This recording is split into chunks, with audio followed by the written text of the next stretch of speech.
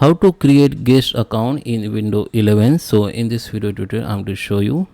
So guys, welcome to my channel Netcast on Web Tech Zone, and if at the end, if you like this video, hit the like button, subscribe my channel, and don't forget comments below. So let me start with the video. Okay, so sometimes we require the separate user account for your members or colleagues. So I will show you. You can use you create the guest account for those. So let's start with the video. So first we need to go in setting, come to this search bar and search for settings.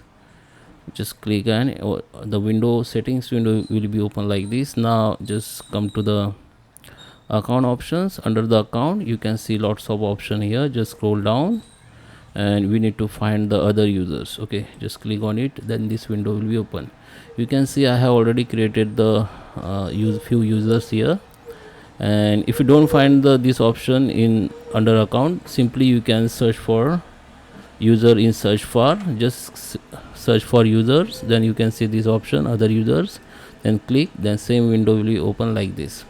Now in order to add the another guest account or user, we need to go to add account, and the window will be open here.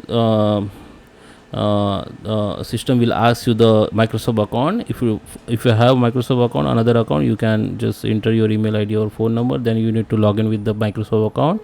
And if you don't have the account, just click on I don't have the personal sign in informations, then it will take next steps. So they are asking for create account, but if you don't want to create, just go to the add user without the Microsoft account. Here you need to give the name of this user.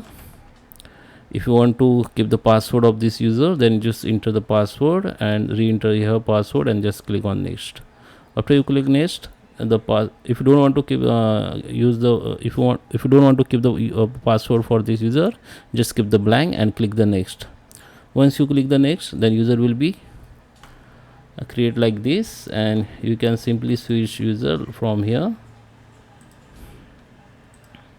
You can see the all user here. You can simply click on this username, then your desktop will be switched to the selected user. Okay, so I hope you like this video. Please subscribe me. Thank you for watching.